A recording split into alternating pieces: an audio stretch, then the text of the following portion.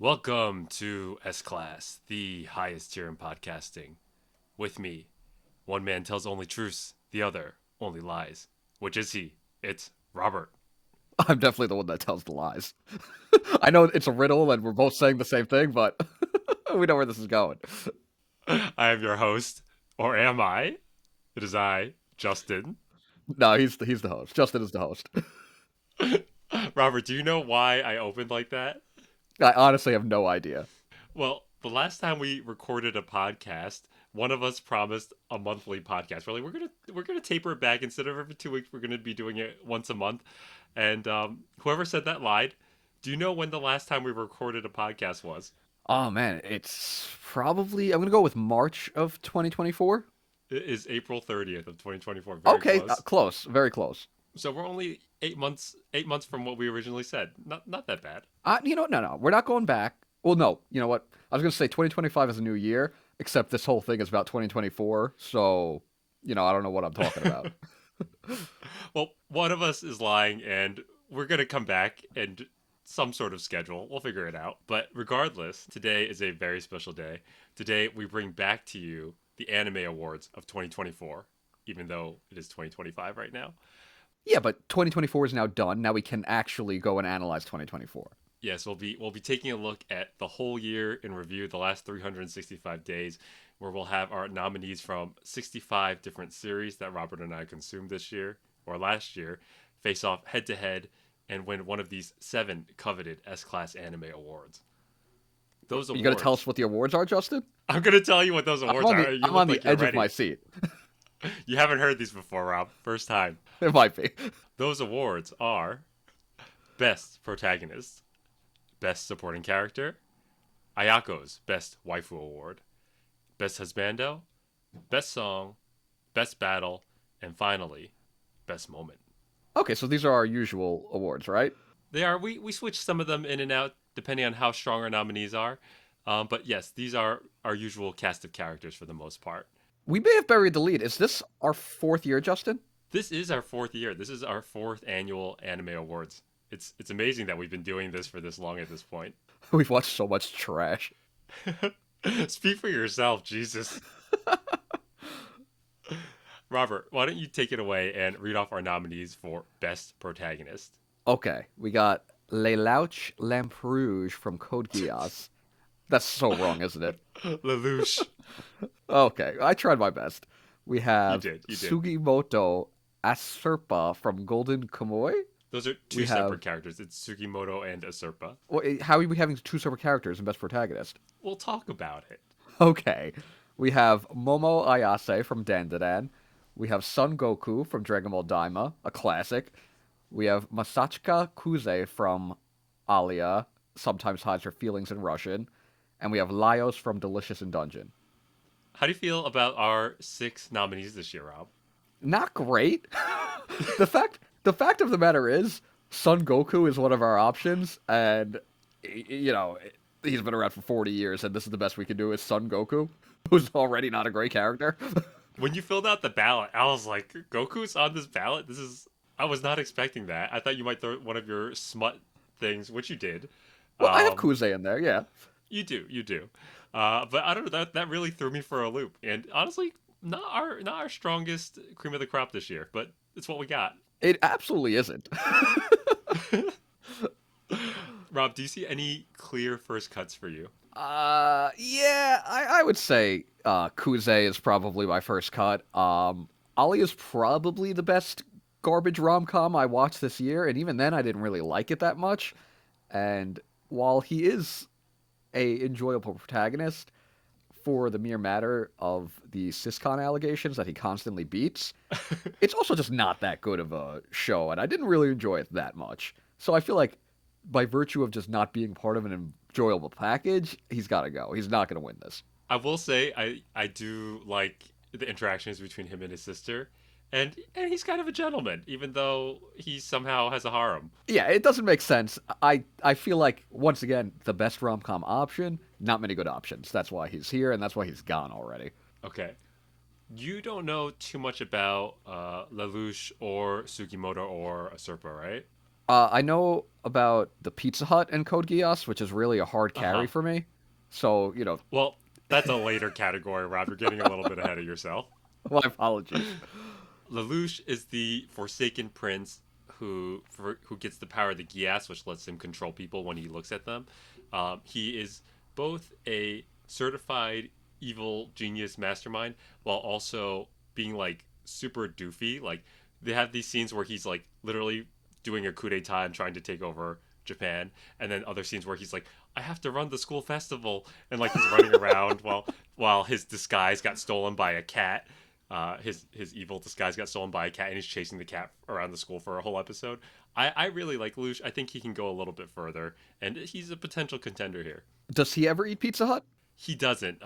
Best Girl Oh, that's gonna C2 hurt. eats Pizza Hut, but again, we'll bring it back to Pizza Hut in just a little bit. Okay. The second set of characters is Sugimoto and Usurpa. Sugimoto's a Japanese soldier from the early 1900s, and he's like really good guy, but he also like when he goes to war, he gets like super angry and just like murders everybody. But he's actually a very good guy. And then Usurpa is this like 13-year-old native Ainu girl from like northern Japan, and like I think individually they're good characters, not great, but as like the deuteragonists together, they have a really strong relationship, and that's why I put them here together. I don't think individually they're strong enough to stand here. Yeah, if they can't stand on their own, then they don't. I just feel like you can't have two characters in best protagonist because unless it's something like I don't even know, like a JoJo character and their stand, if their stand had some personality, like that's one character, but like this is two separate beings. I do actually agree with you. I think that they can actually take their leave now, but I did want to call them out. That's fair. I just don't think it applies to this category, and it was a poor nomination on your part. Rob, I gotta tell you, I had nothing better than that. I know it's been a weird year. Um, okay, how you feeling? How you feeling about Laios? I like Laios. He's funny. He's a simpleton. He's endearing, but it's once again, is there a ton of substance there? Not really so much. I'm gonna agree with you. Like, it's exactly the same sentiments you're saying. It's sort of like how I described Delicious in Dungeon when I first watched. I was like, it's Delicious in Dungeon. It's Laios, good guy. It's fun. It's good. In a year where there wasn't a lot of great stuff, Laios made his way onto this list, and I appreciated him. Last year, probably wouldn't be anywhere near this conversation. So it's, Delicious Dungeon is enjoyable. It's really good at what it wants to do. It's solid. But I don't think it's taken that leap with Laios as its lead. We're really making a strong comeback in our first category after 8 months off. Rob, what is your favorite Laios moment from the last year? Definitely everything with him being a dog is just incredibly Well, wholesome. that's actually where my brain was going, but I had like a very specific incident. I think when he's trapped in Marcel's dream and he's like, "Oh, I got to get into her dream." He turns into a dog and digs his way That's out of right. his He dream literally into digs her his way dream. out.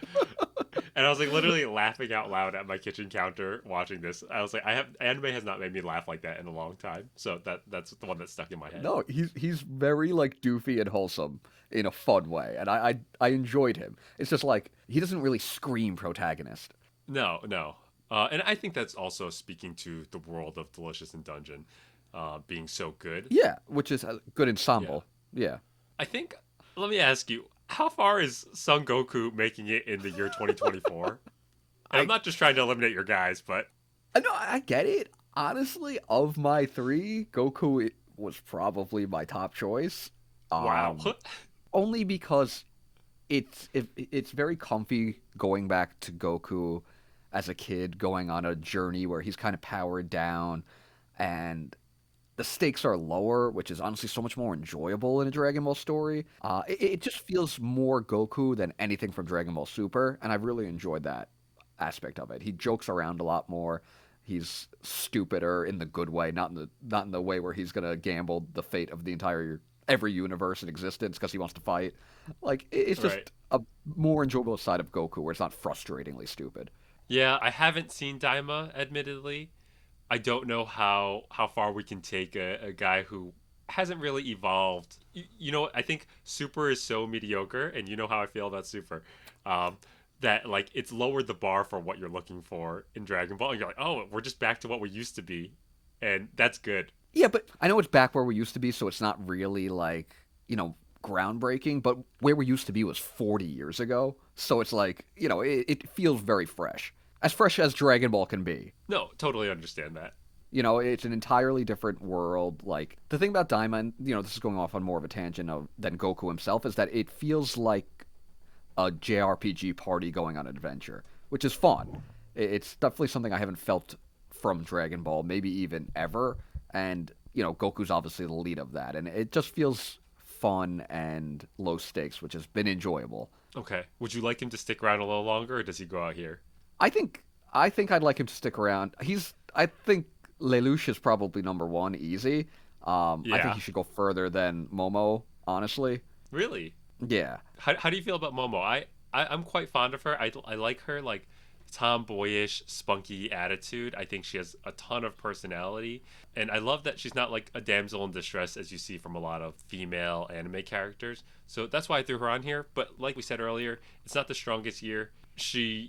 She's coming here as a personality pick and a style pick, but she's not like particularly special. I like Momo a lot, and I like that she is the lead of this show of Dan Dan. But I also feel like I didn't get enough from the 12 episodes of Dan Dan to learn enough about her. Hmm. I just feel like we need a little bit more time with her. Obviously the series is getting more seasons already announced, but I just think we didn't get enough to fully grasp her character, her relationship with Okaroon. Based on what we got, I think she's a great character. I'd like to see her develop further, and I could see next year when we have, the next season of Dan Dan, her moving up, or maybe even being a real contender. But no, I don't really feel it this year. Well, as the guy who's read about 60 chapters of Den, I'm telling you, I don't think she's making the cut next year because not that much changes. Okay, well, But it is shonen. okay, so with all that being said, shall we crown our best protagonist, Rob? I think we have our answer. Yeah, even Okay, without Pizza Hut. then. Well, like I said, that's going to come up very shortly. But Lelouch Lamperouge. Oh my You god, can't I'm even butchering pronounce this. it, and you're trying to correct me. Lelouch, you are our winner of our best protagonist. Congratulations.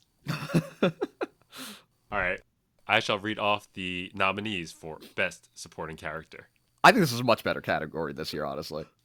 So historically, this kind of switches off between best antagonist and best supporting character. Antagonist even worse than our protagonist this year. So Oh best dear supporting God. character had to fill in. Yeah. Yeah. Our nominees are Cheese Kun from Code Geass, Shin from Sakamoto Days, Mamon from Gash Bell 2, Hina from Blue Box, Ranma's dad, Mr. Saitome, I believe, from Ranma Half, He's a and panda. Clayface from Suicide Squad Oh, yeah, Isekai, I which is forgot about that. another bizarre thing that I saw you throw on there the other day. It was really weird, but it was kind of fun. Can you tell me a little bit about Clayface? Okay, Like, I don't know why I even watched this. I'm not even a huge DC guy. I was just like, it was morbid curiosity that made me watch the Suicide Squad isekai anime.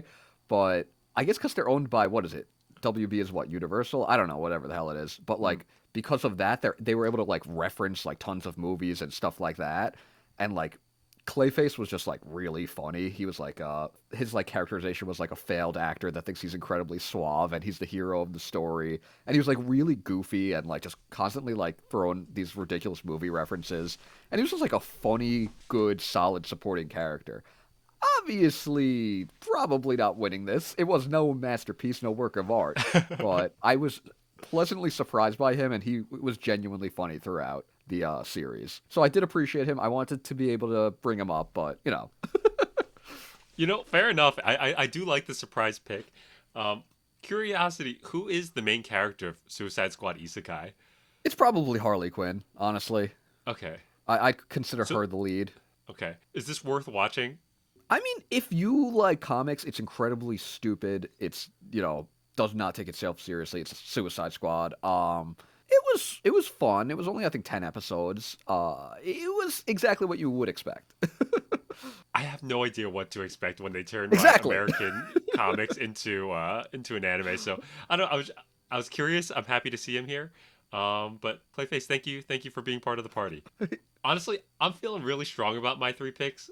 I want to throw out. I think I can get rid of. Oh, this is so hard. I think I can get rid of Mamon. He's only been in two chapters of the most recent Gash Bell 2.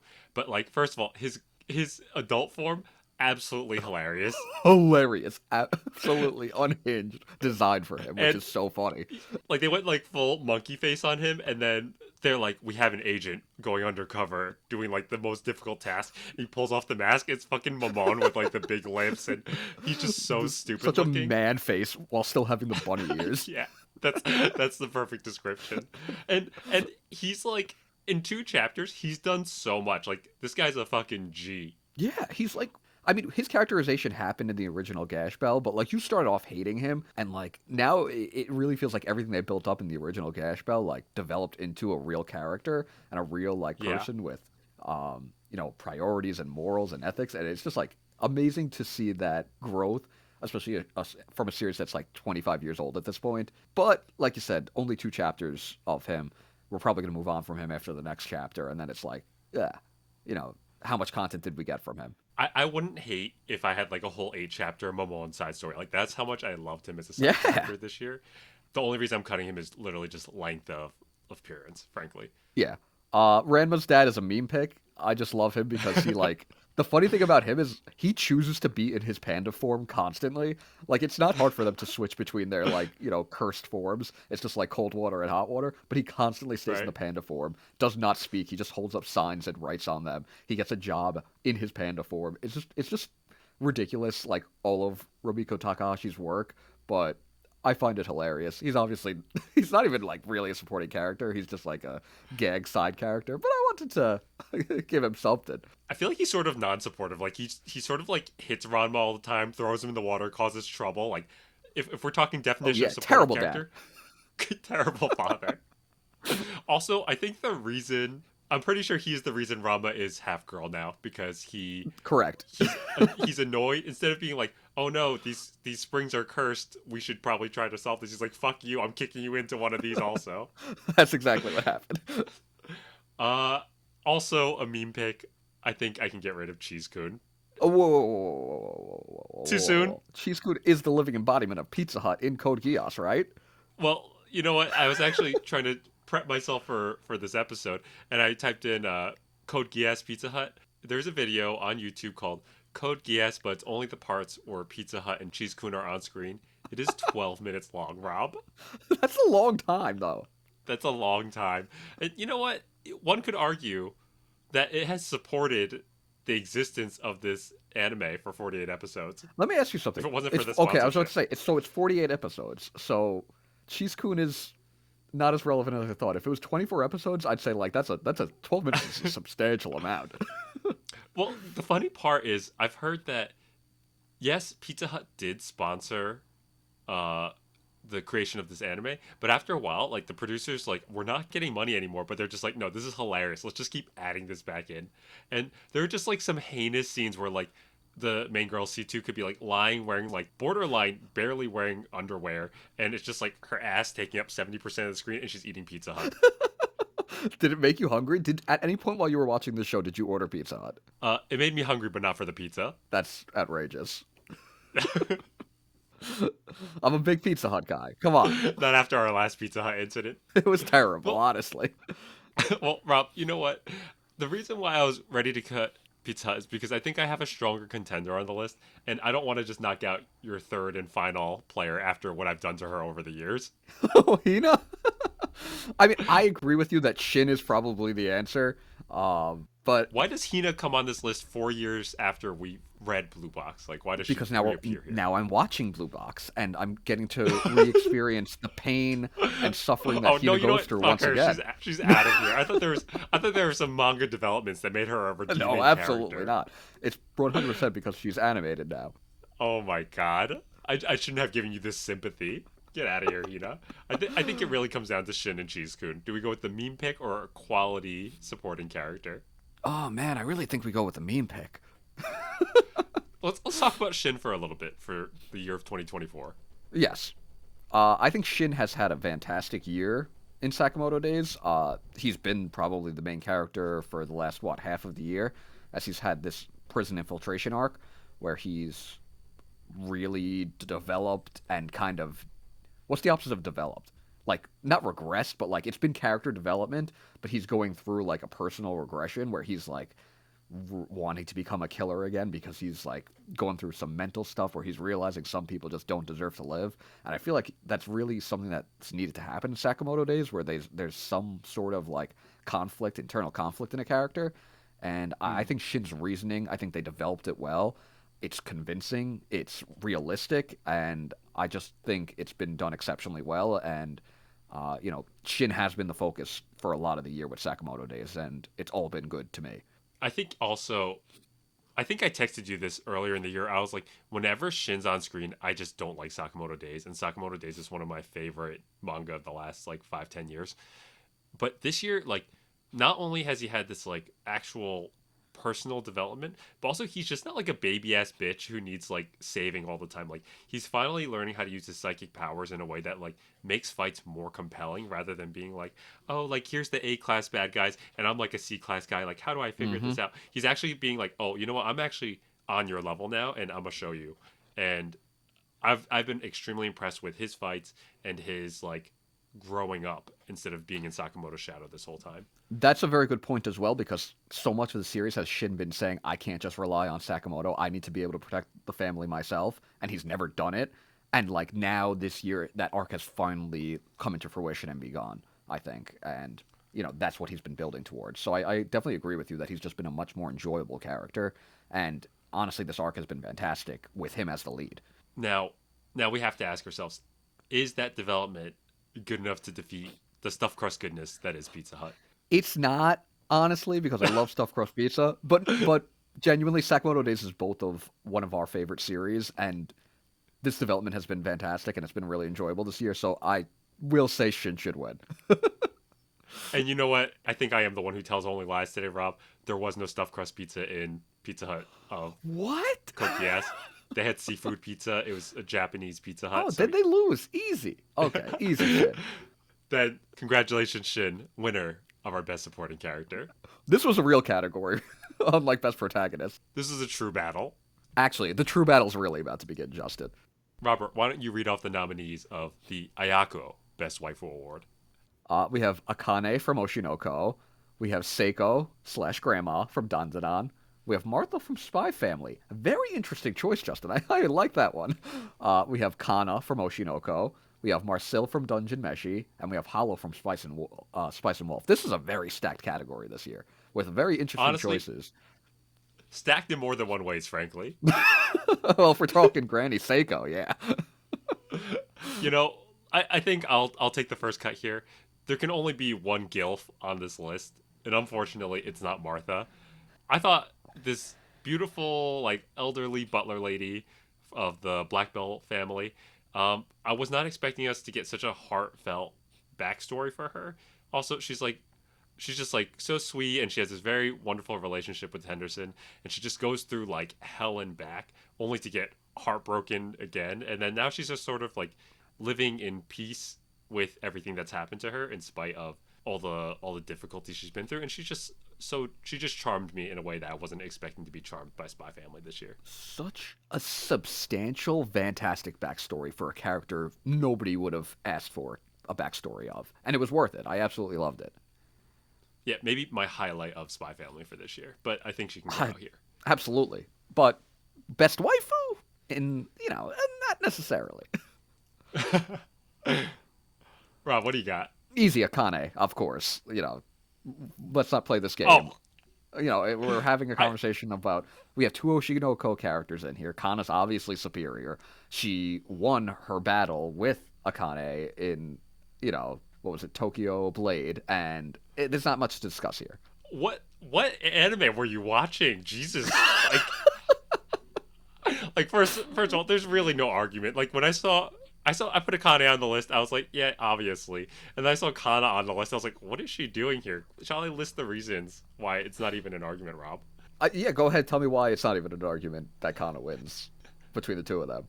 Number one, season 1 to season 2, glow up for Kana and glow up for Yeah, Akane you're right. immaculate. Absolutely.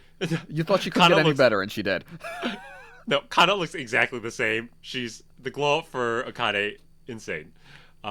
Second, best actress on screen. Like the entire time, Kana's like, "Woe is me, I'm a supporting character. I just don't have the chops." And the only reason why she's able to step up to the plate is because Akane encourages her. She needs the help of her enemy to even pretend that she has a chance, but she's not even there. She's still a supporting character. Third, she's Batman. I don't need to say anymore. That one is fair. And finally, the last one. I think the last one is the most compelling argument. When we're talking waifu, you want someone who's got your back. When you tell her, "Hey, what if I told you I need to kill a man?" She doesn't say who or what are you talking about. She says, "Where should we hide the body?" Right, absolutely. All well and good. But do you know who Akane's waifu is? Kana. She grew up loving Kana. The reason she got into acting? Kana. So, you know, Akane's not even her own waifu. Her waifu is Kana. And there's your answer. It doesn't matter how many good things you say about Akane, because Akane loves Kana. No, she has surpassed her though. I, there's a little bell pepper girl. If she was on this list, then maybe she could. But no, she's four. So no, we're not gonna do yeah, that. let's. No, yeah. but the current Kana, no, she's trash. She's down on herself. Honestly, I loved season 2 of Oshi this year. The only thing I literally forward arrowed was fucking Kana sob storying herself again, which she did last season that I fast forwarded through as well. Unfortunately, Justin, they both take each other out here. I think Kana goes out first, yeah, and then I'll allow Akane. Tell yourself whatever you need to tell yourself. It's gonna let me sleep tonight. I'm telling you that. Well, yeah, whatever helps you sleep at night, kid. All right, you got 2 picks left. Talk to me. Okay, so we have Hollow from Spice and Wolf, who probably turned from the original series. I think the original series came out like 20 years ago. Probably turned a lot of people into furries. Probably a lot of people's first experience with furries, and obviously not necessarily a good thing. Maybe not a point in her favor, but I see the vision and I get it. I mean, you were already there, so you didn't need her help with No, this. no, you don't know what you're saying. I mean, I see why you put her on the list. I mean, she is on one of your nominees, considering your history. So This needs to stop. you're not beating the allegations right now, Rob. Uh, uh, oh yeah, man, I'm not. Okay, let's eliminate Hollow then. You have anything to say about her character besides the fact that she's a furry? No, no, I don't. I feel like I've made my point Okay. pretty abundantly clear. Okay, so we are left with Seiko Ayase or Grandma from Dandadan versus Marcel. This is a tough one. Honestly, two great contending characters. Marcel's a very well-rounded character. She has a personality. She's not just waifu bait. She actually isn't really waifu bait. She's pretty well dressed, throughout. She's very well Other than the covered. one episode with the hot springs or That's a whatever, the sauna. Very enjoyable episode. That definitely catapulted her into this conversation, I'd say. But I also love how she has no problem being incredibly goofy, maybe even sometimes goofier than Laios. And she has some of the greatest reaction faces of any anime I've seen, where she just like is full on like fish faced, ridiculous, stupid looking, and it's hilarious. It's funny how we see her in such a different light because I do like Marcel, but when I think of Marcel, I kind of think of you, Oh boy. and like I'm Lyos who's like trying to eat everything, and then you're Marcel being like, "That's disgusting, I can't eat that." Like her like 4-year-old palate, while she has like a fever or she's got shot by something or she ran out of magic or she's always complaining about something, and I'm just like, "Oh, this is She's another Rob great. moment here." Oh, terrible. I mean, she's truly. I like Marcel, but I don't think she ever touches the waifu vibe for me. I don't know if she did so for you.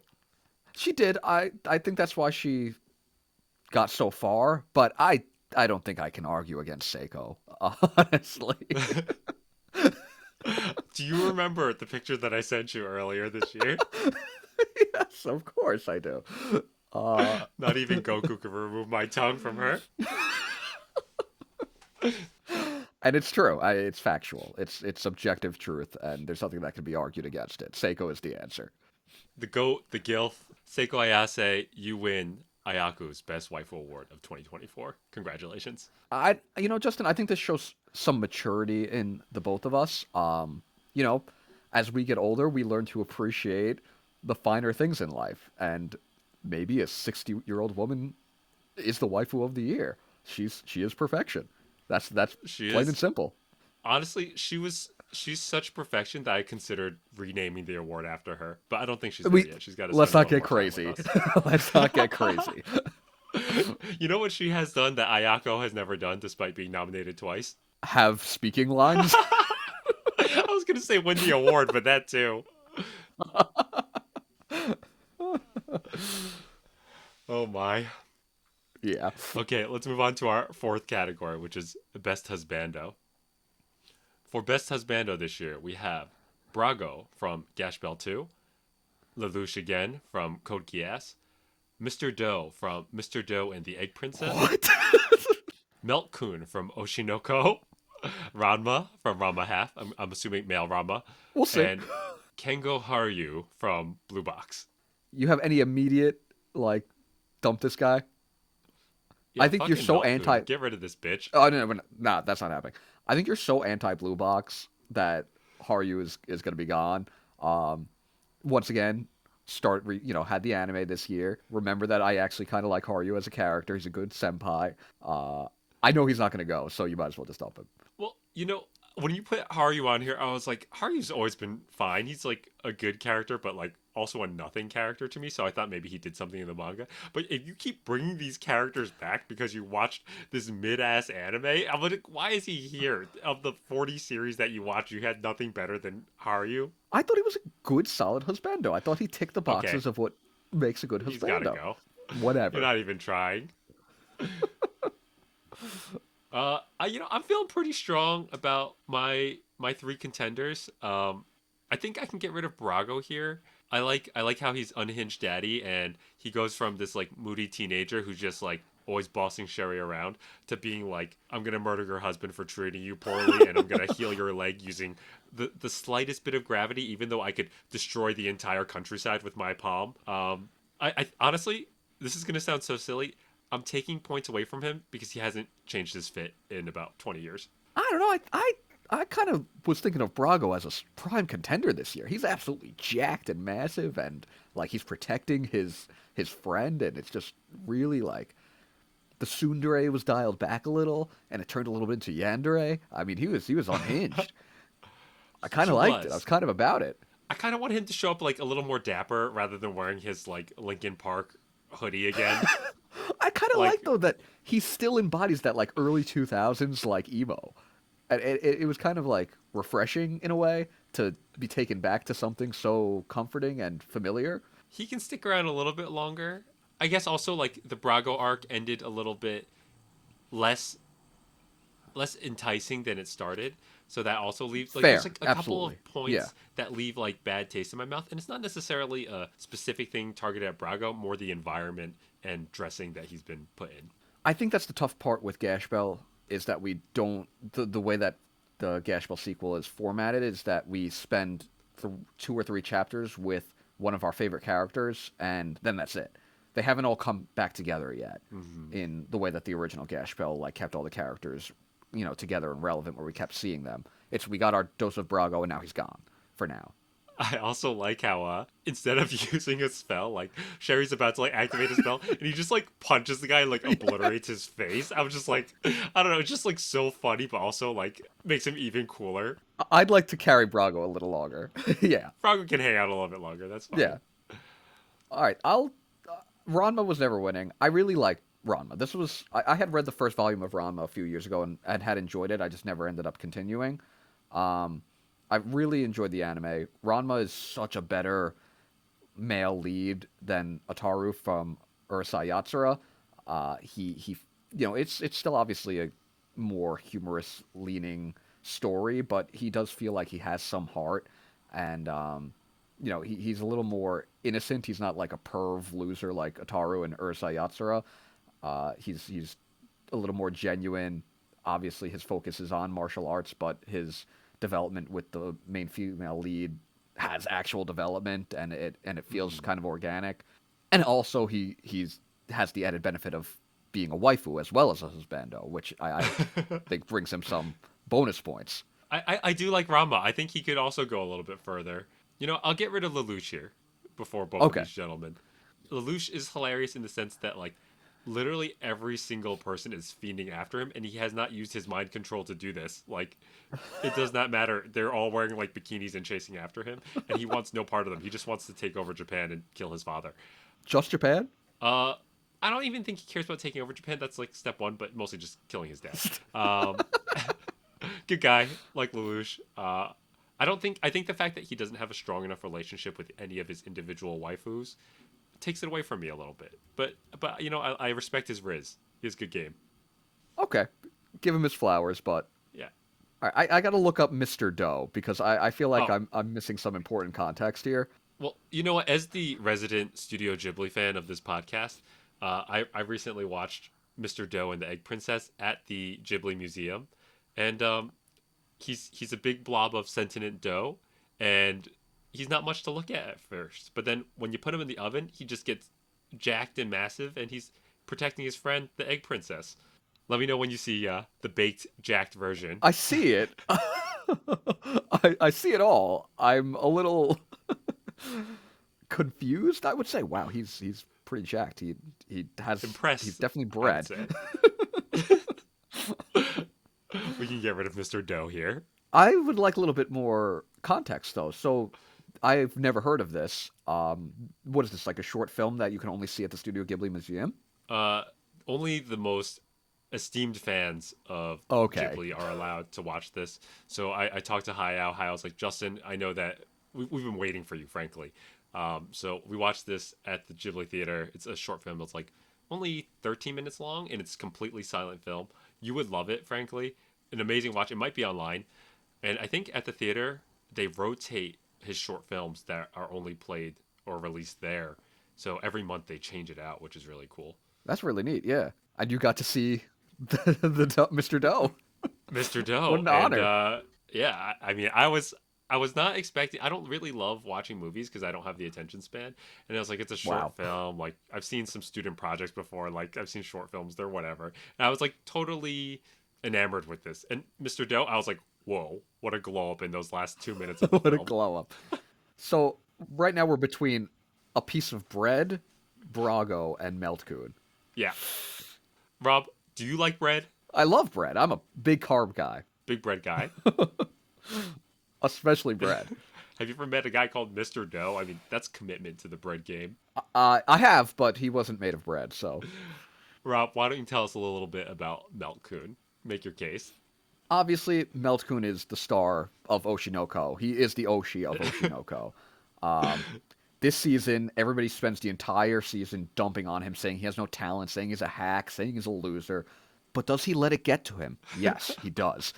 He has this emotional breakdown, feels sorry for himself, sucks for most of, the stage play, but he has his one shining moment where people say, "Oh, okay, that was actually kind of impressive." That's Meltcoon. He doesn't quit, no matter how much people dump on him, no matter how much he does actually suck. He does something that makes you remember him fondly, and that's what Meltcoon is. Reminds me a little bit of yourself, doesn't it? I don't have the good moment, unfortunately. No, We're still waiting. it's coming. I will say, I still don't like Melkun as a character, but he has had quite the character arc. And of every scene that I watched in Oshinoko, I don't think there's anything that I rewinded to rewatch more than the sword spin that he does on stage in like episode 5 or 6. Right? So, So, Husbando of the with that Year, being said, Meltcoon. Rob, why don't you present this year's award? Best Husbando of 2024, Meltcoon, Oshinoko. Well earned, Meltcoon. Well deserved. I can't believe neither of the Oshi girls could win their award, but here we have our winner of the best husbando. Justin, you know me. Come on. Didn't he make this? It was always going to be this way. I think you tried to push him like 2 years ago. I think this is his second nomination. It might be, actually. Insanity. It probably is. Rob, before we move on to the category of best song, let me ask: have you had a chance to listen to all these? Yes, I have. Okay, perfect. Have you had these as well, Justin? I have, and in fact, I added one of your picks on here because I felt like it was deserving. Oh, okay, great. I got no problem with that. Rob, why don't you read off the nominees? Okay, we have Colors from Code Geass. We have Level from Solo Leveling. We have, is it pronounced Fatal or Fatale? From I Oshidoko. think it was Fatale, Oh my god, I'm so stupid. like femme fatale, perhaps. Yeah, I don't know why my brain couldn't read that properly. We have Is, Bling is Bong English also Bong your second Boon. language? Yeah, sometimes it feels that way. From Mashal. We have Plan A from Elusive Samurai. We have Dandadan from Dandadan. And we have Namara Menkoi Gal. Hokkaido gals are super adorable. Which I feel like that pick is only here for our buddy John, who loves that OP. Well, you know what? I actually added it because I watched the short that you put up for your top three best songs of the year, and that ended up Yeah. winning it on your short. So I was like, oh, it definitely deserves this place. And I listened to it. It's like high key a bop. Yeah, it is, right? It's so jazzy. It's so fun. Um, I really enjoyed the song, and I have no desire to watch that horrific looking anime, but that song, fantastic. So are we eliminating it, or are we going to let it ride a little bit? I can let it ride a little bit. I don't think it's going to win the award, but I want to hear from you what your least favorite song was.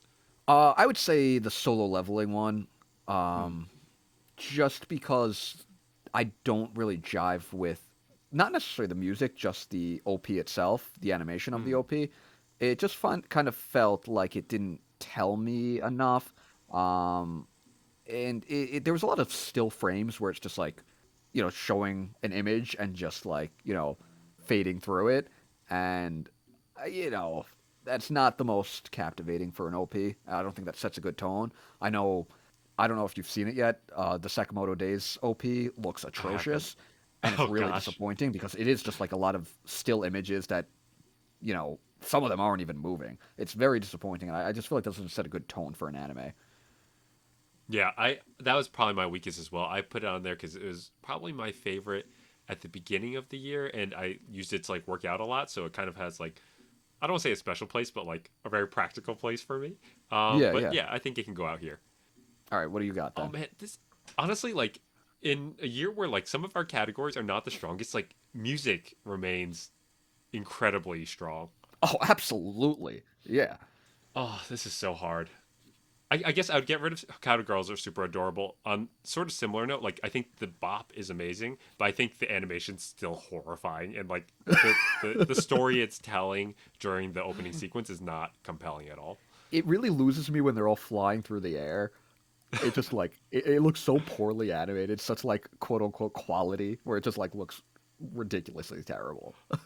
The part that killed it for me, besides the whole thing, was the end where they all do like a in sync dance sequence. Because normally that's like kind of like your killer ending. Like look at this, like this is gonna be a dance move. It looks so like robotic and stilted and It's not creepy good. almost. It looks so bad compared to something like uh Skip and Loafer that we had on here last year. That was just like Yeah, yeah, beautiful to watch. And this is just like, absolutely. ew, just stop Choreographed, yeah. doing this. This is tough, Rob. This is a really good list. Um, it's tough. I will say, oh man, I don't want to eliminate either of the Creepy Nut songs, both Den the Dance and Mashals, but obviously one has to go, so might be Well, worth talking about which one we prefer. I say let's leave that for the end because I think one of them will end up being against one last song, and we'll leave them as our final three. I agree. Okay, that's fair. Um, I don't I want don't to know. I do. really, Oh, this is a tough year. This is our toughest category, I think. maybe I'm looking at both Colors and Plan A, and they're both amazing in Hmm. their own right. That's where I'm between as well. But We uh, we can double suicide and kind of give them their flowers if you want to do that. yeah, absolutely. I mean, you talk about Code Geass because you watched it, so you saw that OP more times, than I did. I would love to hear your take on it as well because you probably have never heard it before, but for me, this has been on like my iTunes for probably 10 years or something, but I never knew where it came from. And then when I started Really? watching Code Geass at the beginning of the year, I was like, oh my God, this is the song. And it just takes you back. You're like, oh yeah, I'm in the 2000s again. Um, the actual opening itself is not bad or not good, but it's just like Mhm. perfect for what it is. And the song is like beautiful. I don't want to say it's a bop, but it's just like a really nice song to listen to. I think the thing I loved about it is that it is a song I never heard, yet it still evoked a feeling of nostalgia. It like Yeah. just it captures that era of anime OP perfectly, and it takes you back to some place even though you never experienced it before, and that's what I really loved about it. Yeah, I think it's like almost magical in that sense. And I also like that it's kind of a different style of music where like everything is kind of fast paced and trying to be a pop song. I don't know if I would call it quite a ballad, but it's kind of got Mhm. that like slower actual singing pace compared to kind of like something super catchy. Yeah. Why don't you talk a little bit about Plan A? Playing is fun. And the thing with Elusive Samurai is that it's so like tonally all over the place, like as a show. Like Mhm. you'll have like chibi comedy moments right after an entire character's family getting slaughtered, like Right. violently and horrifically and incredibly sadly. And then it just like cuts to the next thing where they're joking around and laughing and like looking ridiculous. And the OP is jolly, upbeat, fun. I love the way that the music pops along with the animation of the OP. Mhm. Um, it feels very in sync. Where going back, a lot of our early 2000s, mid 2000s anime OPs are just like a banger song and animation that really has nothing to do with any of it. Yeah. Whereas I think both, Plan A, Dan Dan as well, and the Mashal song, they all they're cohesive with the animation itself, and the song plays along with the animation itself, where they were clearly made hand in hand, and I think that takes them to a different type of level. Y- You know what? Maybe I don't know how you're feeling between Fatale and Plan A. Like when I both of those songs are probably the two songs that I listen to every single episode when I watch these series this year. Plan Fatale is one that I literally never skipped and like I really enjoyed it. But when I'm trying to like think of it in my head, I can't think of it. But like Right. I can hear Plan A playing as we talk Yeah. about it. And my thing with Oshinoko this year is I actually prefer the end theme. I loved the end theme. I loved like um how every episode led out into that like Oh guitar riff yeah. or whatever it was, and like it just like felt like hardcore because every episode ends with something like hardcore and ridiculous and like crazy Yeah. where you're like, oh my god, I can't believe that, and it, like that fade out with it, like I don't know, that worked for me more than the OP with Oshinoko this year. I love the OP for Oshi because like they kind of do like a combination of both like their real lives and then the play and then they have the whole mask motif going. The scene that always plays in my mind is like when the screen splits open and then you find out it's just the stage and they walk up the staircase. Um, Honestly, it could win. It could win this year. It could win previous years. I feel that way about like everything that we have left at this point. Yeah, and I do love about the Oshinoko OP is the ending with I in the audience. It just feels like a nice way to, you know, keep her involved and make show how she's still such an important part of our main characters' lives.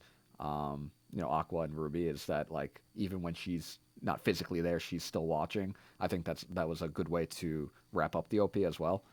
Why don't we cut Fatale then and leave Plan A a little bit longer? How do you feel about that? That's fine with me. I would say I prefer Plan A over Fatale this year. Okay. So I think that just leaves our two creepy nuts, right? Plus Plan A. Yeah, yeah. How But you I think we're feeling? deciding which Creepy Nuts song we prefer, honestly. Yeah. Um, and it's tough. I go back and forth on it constantly. I I don't know. Where are you leaning? I know it might be a little more biased for you because you watched Dandadan and not Mashal. Yeah. I think I think like you said, how the song feels like it was made in sync with the music. I think Dandadan does that like perfectly, and also the art Mm. for the Dandadan opening is amazing. Um, so I would lean that way, and I've seen the Mashle opening as well, and like the imagery doesn't do that much, but the dance, the dance is obviously iconic. And Yeah. I was like listening to it on right before this episode just to sort of like, get a vibe for everything, and I was like, oh yep, the Dandan's gonna get it. And then the other one came on, I was like, oh, this one's pretty damn good too. It gets you. It really does. It's ridiculous. Just I think I'm 60-40 Dandadan, but I'm yeah. very easily can be convinced otherwise if you can give me enough. It's the thing that I feel is maybe a knock on the Dandadan one is that like it's so clearly only for Dandadan. You know what I mean? Like you're just saying the words Dandadan. And obviously there's more to it, but like you're leading into the theme song of Dandadan just constantly saying Dandadan, Dandadan, Dandadan. And I love it and I enjoy it, but it's like I think this has to be the OP of Dandadan, where and that might be a good thing or a bad thing. Whereas so many other OPs are like, why does this go with this show? Like, why does you know Plan A go with Elusive Samurai? It doesn't necessarily need to. It doesn't really fit the tone of the show. But like, Dandadan's theme song is for Dandadan. Like I it's that's all it can be. I think that's a pro, frankly, because it's like Right. the commitment to the show, and also it's like when you listen to it, you know where this is from automatically. Besides the fact that it's like a cheat code because it's in the name. Right. Um, but sometimes you hear a song like the Code Geass one, where you're like, "Oh yeah, that song is a banger," but you're like, "I forgot which anime that's from." Right. Yeah. How did the Bling Blom Blom Boom like affected your Bing life bum when it bum was bing hot? bum bum. I really enjoyed it. I actually I will say this. That song is what inspired me to finally make an anime playlist on Spotify for all my favorite OPs. Okay. That's where it was like, I need to be able to listen to this when I want to listen to this, like on the go, because this is like, and it was one of those songs where like at first I was like, this is stupid, and then the more I heard it, the more I was like, I love this. This is so much fun. This is so like such a bop, and I'm like kind of like jiving with it now, and I'm like kind of dancing with it along. Oh, this is so hard. Let me ask you: does Plan A even contend with these two? Because like for me, it sometimes does, but maybe usually not. I think it contends, but I think this year, especially, the award has to go to a Creepy Nut song. Okay, yeah. I think like maybe 3 or 4 out of 10 times Plan A could be like, you know what, you are the song of this year. But like when I think about 2024, I'm like, it's hard to like take it over the top of both of these, frankly. Yeah, yeah. I mean, so it looks like we're a little bit split. We both love both of them, and I think it's a disservice to us as podcasters to be like, let's just give it a creepy nuts. No, no, no. I'm not doing that. I will probably. I personally would probably say Mashal. And I would personally say Don Don. Is this a rock paper scissors, Rob? No, no. I think I'm more willing to give it to Don Don than you are Mashal. Just because then it's something we both experienced, and something we've both probably listened to the OP at least 12 times. It's on my playlist as well, so I've listened to it far more than 12 times. Uh, Let's give it to Bling Blah Blah Boom. what? Yeah, yeah. As you talk about it, I'm like, no, fuck that. Let's just give it to the other one. It's just Hell like yeah. it makes me want to dance. I didn't even watch the show. Yeah. Creepy Nuts can make stupid sound awesome and cool. And I think that's just an amazing quality as well. They're It just was saying such a toss up nonsensical this things. year. Yeah, and it's crazy because I've never heard of them before. I don't know if they're a new band or they just decided like we're just gonna go hard this year. Yeah. That's like last year with what Yoasobi um with Oshinoko and Freerin. And Freerin, yeah.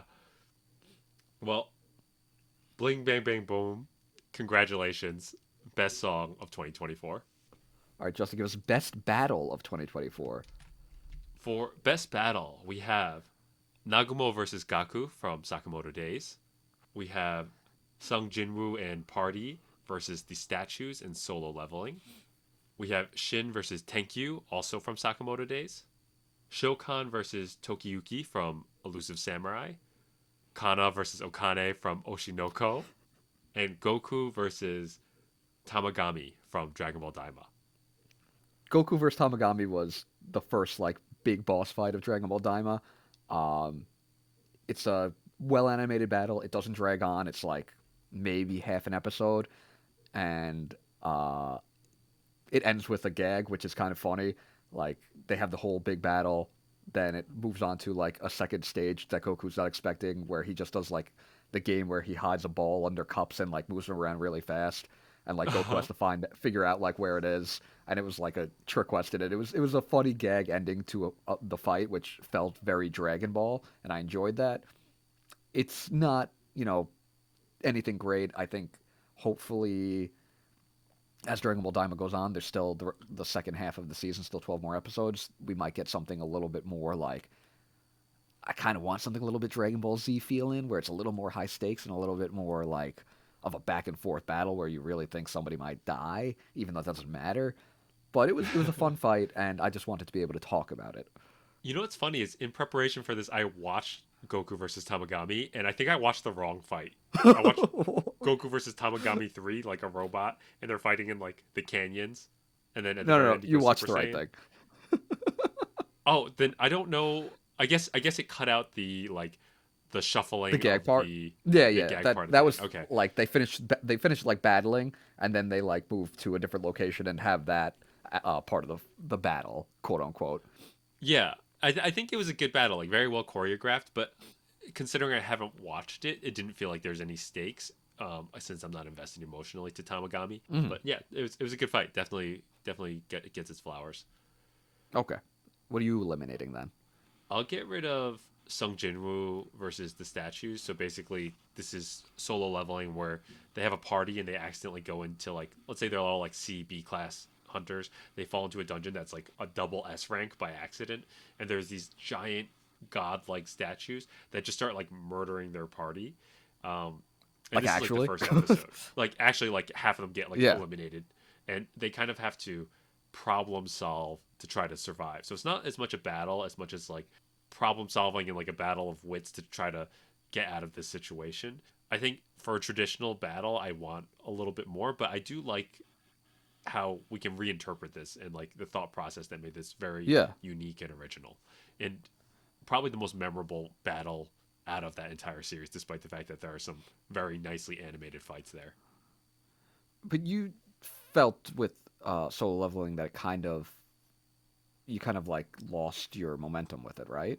I think like the first episode really pulled me in, but then the rest of the series was just like, oh yeah, this is 7 out of 10, like generic shonen battle, and Yeah. Yeah. I'm gonna watch all of it, but it's not evoking any emotions in me. It's as I said Right. 8 months ago, I felt very whelmed. Right. Whelmed was the word you used. uh, I think we can also get rid of Kana versus Akane. We just experienced this battle. We all know that Kana lost the Aqua Bowl and the Play Bowl and the detective games. Like, there's no point in You having don't it. know It what was you're more of saying. a stomping than a battle. You're right. It wasn't even a fight because Kana obviously won. Let's move on to. I think like best song. Our conversation is probably going to be around Sakamoto Days, but I will talk about what I felt was the best fight of Elusive Samurai, where the main character Tokiyuki is in a very small room, and his whole thing is he's not powerful at all, but he's elusive. Of course, he's fast, he's got stamina, and he can just evade everything. So he's in this room with this absolute like murderous like brute like commander that's killed thousands of people, and Yeah. he just has to slice him once, and he just evades as the guy bleeds out in the room, and the guy is just like cannot understand how he can't catch Tokiyuki, and it's like Tokiyuki just becomes unhinged. Is absolutely enjoying the fact that this guy's bleeding out all over the room, and he's like dodging every single attack he tries to throw at him, and he's like smiling and laughing, and it's like completely like crazy, and there's just blood dripping all over the room. The room becomes like progressively bloodier and bloodier, and the guy is like becoming more and more like desperate as he's trying to just catch Tokiyuki, and it's just like a war of attrition, and it's fun to watch. Frankly, I think this is like in our top two fights. I think that one of the Sakamoto Days fights is significantly weaker than this. For first of all, I think that what a innovative and imaginative way to kind of have this character fight. Like I've never seen anything like it, and the fact that it was animated and probably arguably one of the best animated shows of the season, definitely top 3, top 4 best animated shows of Yeah, the season, was such a joy to see Tokiyuki have such a good time fighting this murder machine. So I'd like it to stick one more spot at least. that's fine with me, honestly. What Sakamoto Days fight did you feel was less enjoyable this year? I think I would get rid of Shin and Tenkyu by like a good margin, frankly. What? Mhm. How do you feel? I agree. I think it was more so to do with the fact that I haven't really enjoyed Tenkyu's fighting style. Um, it feels kind of. I get that his fighting style is that he's very. Not, I want to say choppy, but like he works on the go. He figures things out on the go. Mhm. Um, and I think that's the appeal of Sakamoto as a character. But throwing it in with the ricocheting of your weapons, that you're shooting out from your bow, your crossbow is not as, I guess, easy to grasp and appreciate in manga form because it's like, okay, yeah, you can say it ricochets off everything and he had the perfect alignment on this, but it's like, okay, why? Like you can't really draw every single panel where it's hitting every single mark and like why the physics of that works to make me feel it's impressive. So it's just like bow users in manga just kind of fall flat for me anyway. So it just didn't really work for me. Did you not like this fight, or it's just like I these are didn't hate just it. some It's just points that you degrade off of it? though. Yeah, that would be my point of contention. I love how Shin was utilized in the fight. It was more Tenkyu that didn't do it for me. I think for me, I didn't even think about like the ricocheting as much as I thought about like the battle of philosophies is the way Mm. I was kind of thinking about it. How Tenkyu is just like a pure savage who has like no emotions. He's a sociopath versus like Shin deciding to kill, but he has so much empathy. Like he is a good person, and that's kind of what stuck with me. And also Shin's glow up as a fighter was worth mentioning here. But I think that the Nagumo versus Gaku fight is just on a totally different level.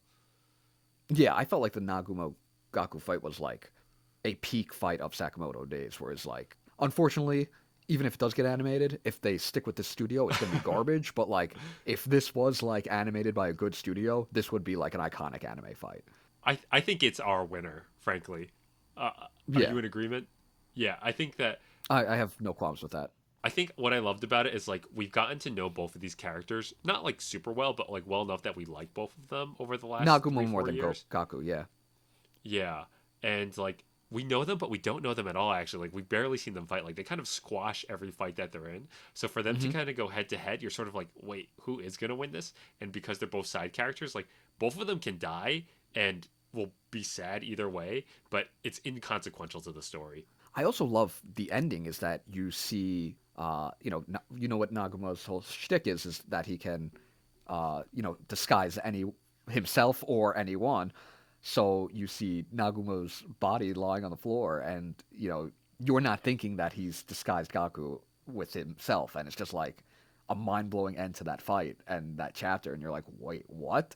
And You're like, Sakamoto's fuck, finding dude. his body's, completely eviscerated, and it was great. It was fantastic.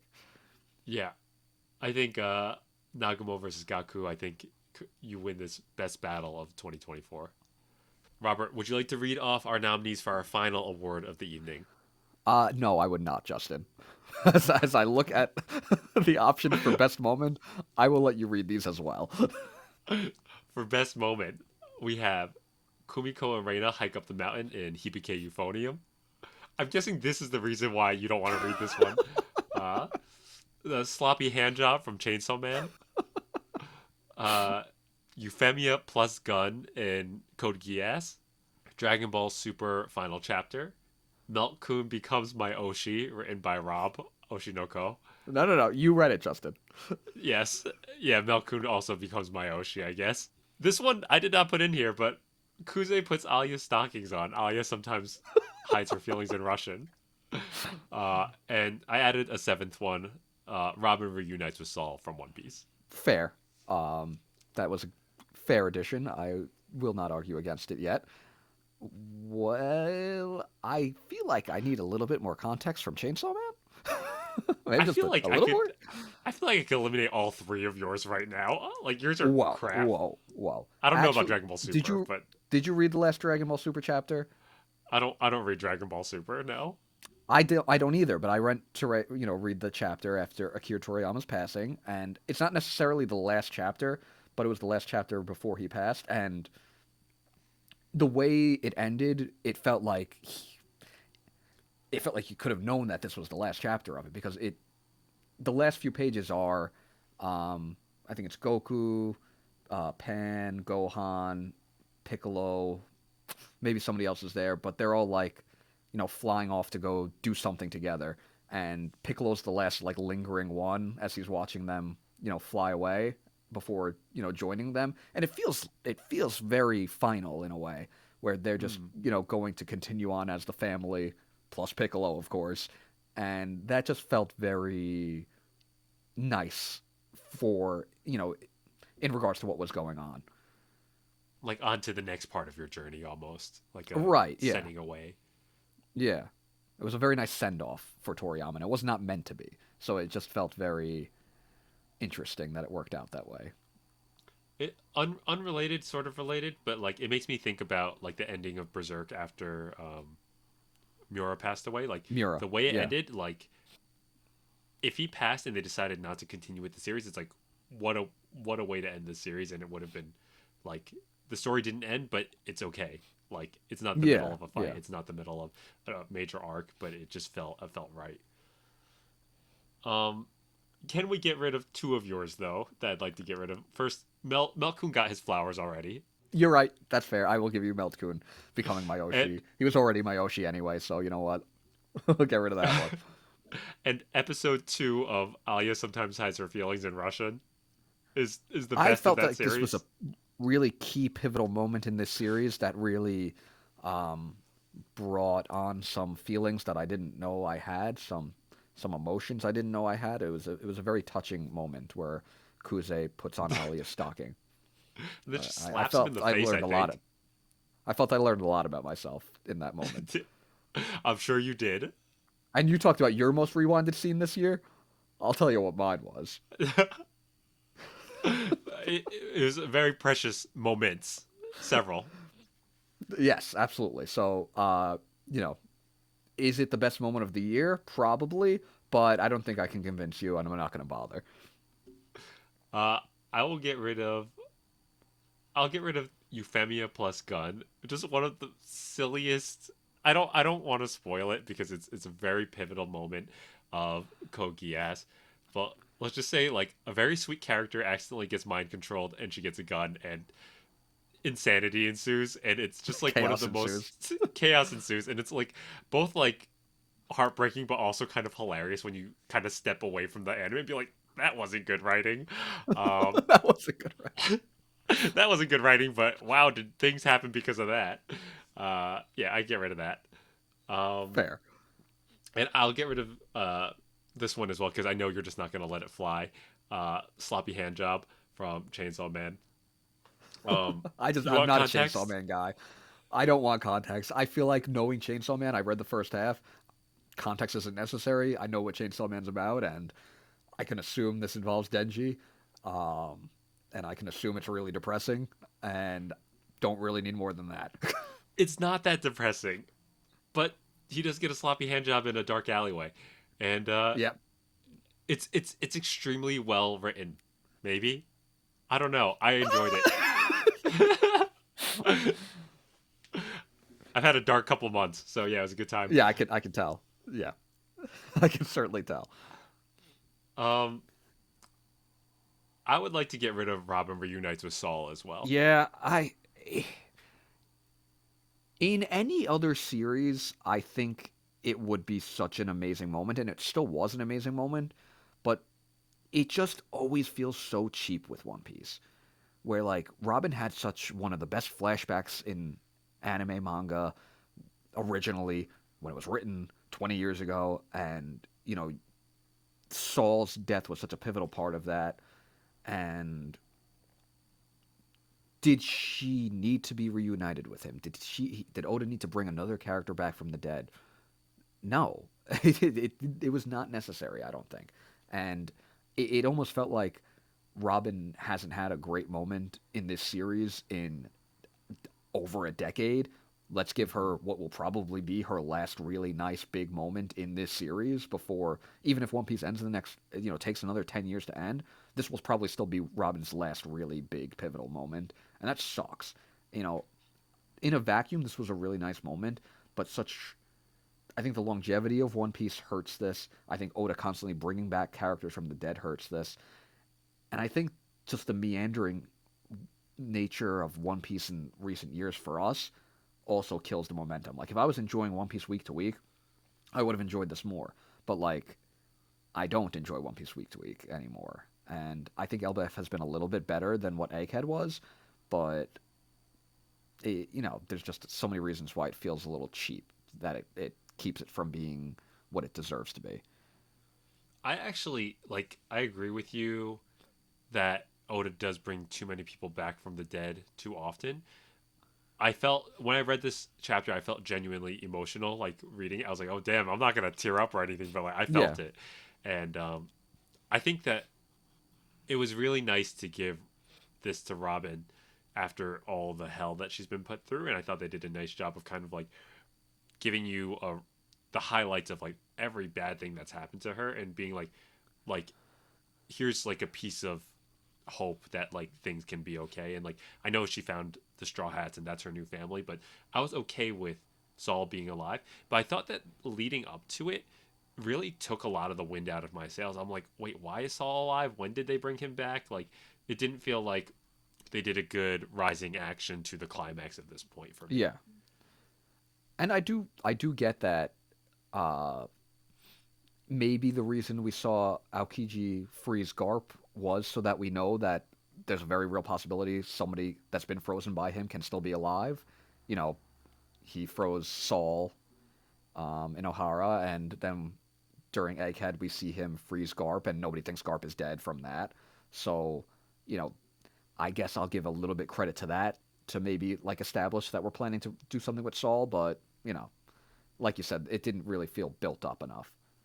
Yeah.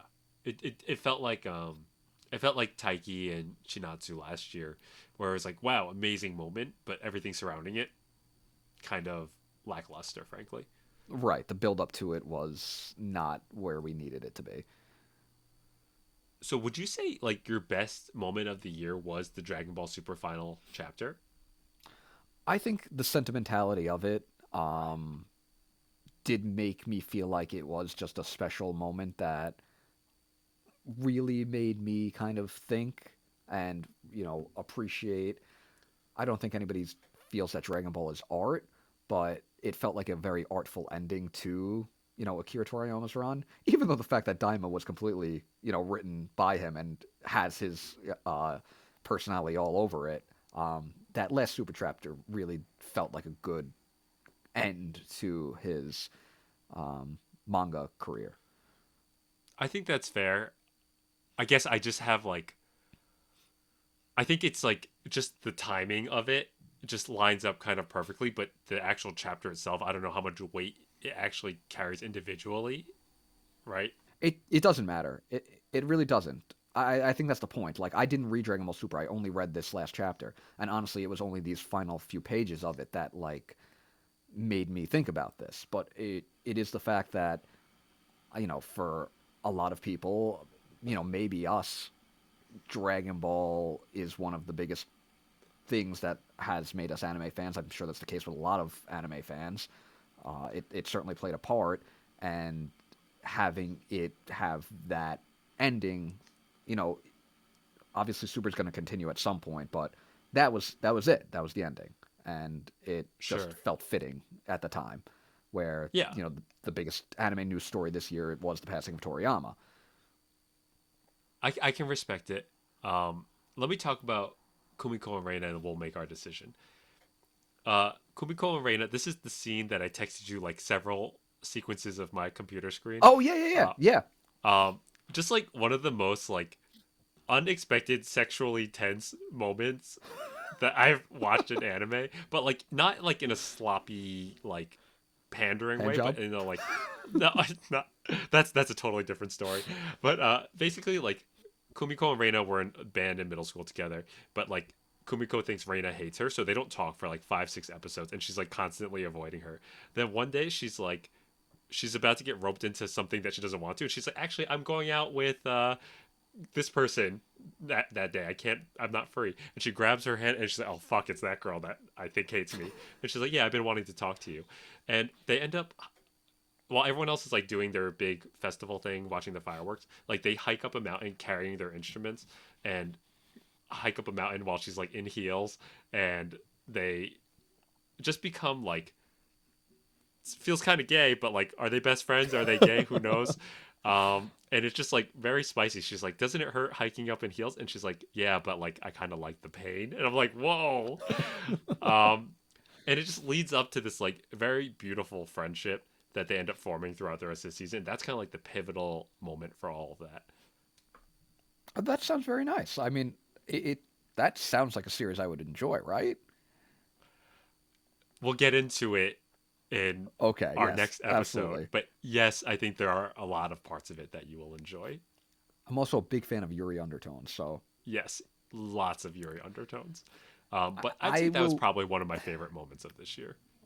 I will leave this to you. Because you know Dragon Ball. You know the history. You know the reasons I explained why I feel that it's the best moment. If that's not enough for you, that's okay. I respect it. Um, I will leave this decision to you. I will personally go with Hibike Euphonium. I think that, like, rest in peace, Akira Toriyama, one of the But fuck you. greatest mangaka of Who all cares about your times. moment? No, no, it's not even that. It's like I'm celebrating him in so many other ways, and like we can celebrate him through the creation of Daima, where his legacy continues to live on. And I don't want to just like give credence to this final chapter that just so happened to coincide when he passed away, when it doesn't. It's not like supposed to have meaning, but people have created meaning out of it because of unfortunate timing. Does that make sense? I think that makes sense, but also sometimes, are you capable of sometimes just taking a step back and appreciating the beauty of the universe? Which part? Your answer is probably no, and that's okay. Sure, I can. You know that But sometimes just odd timing happens and there's no explanation for it, but it just feels right. I'm gonna go on a slight tangent. Can I? May I? Go ahead, absolutely. I don't know how you feel about this, but like whenever I hang out with old white people, they're like, "Oh, look at that cardinal. That's my dead husband coming to visit me." I was like, "No, that's a fucking cardinal." I'm like, yeah. Um, and that's how I feel about some of these stupid coincidences. It's like, no, like a beautiful man died who created amazing things, and his legacy lives on in other ways. And I love some of the things that he's done in the past. But I'm not going to attribute this like coincidental they're going off on their next journey to start the next arc as his untimely death. I'm not giving that credence. Right, and I respect that you don't have a soul and you can't enjoy, you You're know, one of those the people simple who things in believes that life. cardinals are dead people. I would believe. No, no, I'm not. I'm not. I will not pretend that I'm somebody that has anything resembling fate in anything. But if there's one thing I have fate in, it's Piccolo. If it was not in Dragon Ball Super, then maybe I could give this a little more credit. But it's Dragon Ball Super, so not gonna fly in my book. I respect it. So wow, I just seem like an asshole now. Uh, uh, so instead of the respect of one of the greatest manga authors of all time passing, we're going to give our best moment of the year to gay bait undertones of Kumiko and Reina hiking up a mountain and Hibike Euphonium. Congratulations. All right, beautiful. 2024 was a good year, Justin. I'd say so. Well, congratulations to all of our award winners. This is just an appetizer for what's to come. We have our anime and manga of the year coming out next week. We will actually be posting these podcasts for the first time in 8 months. So thank you so much for listening and rejoining us. Look forward to the Strongest Under the Heavens Tournament of Death next week. Stay tuned.